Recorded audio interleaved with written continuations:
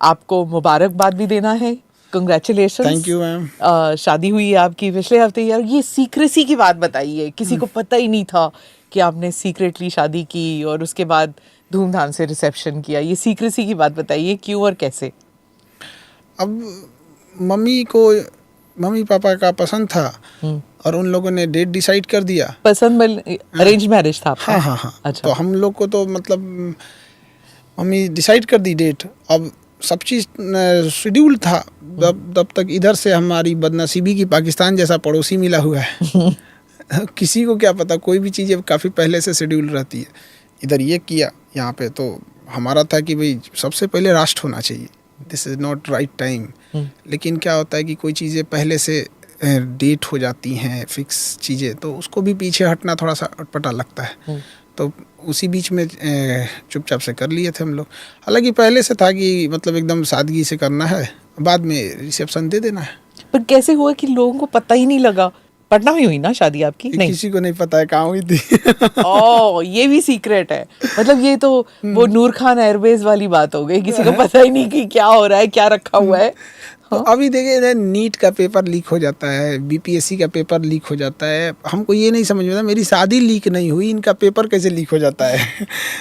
शादी में तो उतने लोग होते हैं। आपको आउटसोर्स करना चाहिए था ना खान एकेडमी को।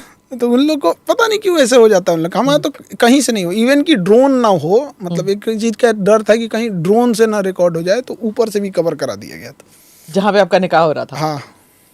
क्या लगाया आपने? टेंट लगाया? हाँ, वो सारा चीज़ें वो पैक कर दिया गया, कंप्लीट पैक टेंट। तो लोगों ने क्या सोचा फिर कि क्या मतलब बारात निकली होगी, कुछ तो निकला होगा? कैसे आप गाड़ी में गए, कैसे गए आप?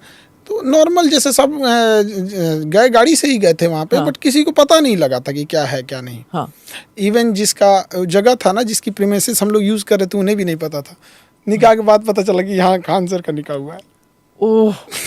पर फिर जब आपने तय किया कि ऐसे सीक्रेसी में शादी करनी है, तो आपकी जो अब वाइफ बनी है वो अग्री कर रही थी? क्योंकि जिंदगी में एक बार शादी होती है, धूमधाम से सब करना चाहते हैं। हाँ, ये इस मामले में तो हम मतलब ठीक है, लकी मानते हैं। क्योंकि जो चीज़ बोले उसमें वो एग्री हो गए कि नहीं ठीक है, प्राइवेसी के हिसाब से, सिक्रेसी के हिसाब से करना चाहिए। और उनका भी कहना था कि नहीं, अभी चूँकि युद्ध का समय चल रहा है, देश में हुआ है, और इस समय सबसे ज़्यादा ज़रूरत देश पे फोकस्ड होनी चाहिए इंसान की, तो ये चीज़ें उचित नहीं है।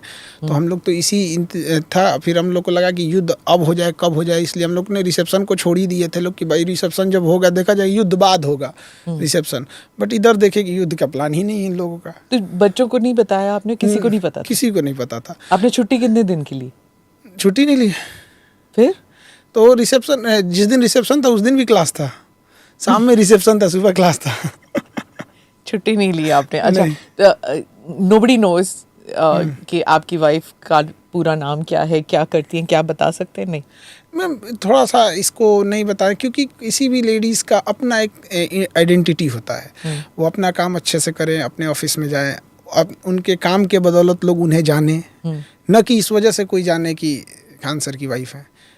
तो ये एक पर्सन, किसी का भी अपनी मेहनत से कमाई हुई कोई चीज़ें होती है, मेहनत से पहुंचा हुआ मुकाम होता है, तो उसमें किसी को भी अच्छा लगता है। किसी दूसरे का नाम जब जोड़ दिया जाता है तो अच्छा नहीं लगता है। कल को फिर कोई कहेगा कि आप यहाँ पहुँची इसलिए कि आप इनकी वाइफ हैं। तो हमें लगता है कि इंडिविजुअलिटी अच्छी रहनी चाहिए किसी की भी। पर शादी का मतलब ये नहीं होता कि दो इंडिविजुअल्स एक साथ हो जाते हैं तो फिर ज़िंदगी एक साथ बितानी है, तो दोनों के जो प्लस एंड माइनस आ जाते हैं ना एक दूसरे के? नहीं, हाँ, वो तो होते हैं, तो पर्सनल लाइफ में होते रहते हैं सब में एकदम। हम अपने टीचिंग में हम हैं, वो अपने काम में हैं, हम उनमें इंटरफेयर नहीं करते। हमने जहाँ हम दोनों की ज़रूरत रहती है एक दूसरे के साथ रहते हैं। हाँ। और रिसेप्शन हुआ, सब आए, वीआईपीज वगैरह सब आए, और फिर वो भी बवाल मचा कि घूंघट ओढ़ा था आपकी वाइफ ने, और फिर किसी ने घूंघट को हल्का सा ऊपर किया तो फिर सबने कहा कि देखो देखो देखो, खान सर जो है विमेन इमेंसिपेशन की बात करते हैं, विमेन राइट की बात करते हैं, और घूंघट ओढ़ा हुआ है। तो मैम, ये हम घूंघट को लेके जब रिसेप्शन हो रहा था तो हमने बोला था उनसे कि देखिए आप, ये वाइफ का ही मेरे डिसीजन था कि हमको घूंघट में, क्योंकि उनका कहना था कि बचपन का शौक़ है मेरा कि हर लड़की का सपना होता है कि वो दुल्हन बने तो घूंघट, उतने भीड़ में घूंघट, दुल्हन की अलग पहचान क्या होती है, क्योंकि रिसेप्शन में तो सब सज धज के आए होते हैं, तो दुल्हन की पहचान क्या, हम कहेंगे लोग फिर हमको बोलेंगे। तो कहें कि नहीं नहीं मेरे बचपन का शौक है हमारा ये घूंघट। तो हम समझाएं उनको, अब कोई कितना ही समझाएंगे, लेकिन वो जिद पे अड़ी थी कि नहीं हमको ऐसे ही रहना है। तो हम कहे ठीक है भाई चलिए, तो लेकिन हम बोले थे।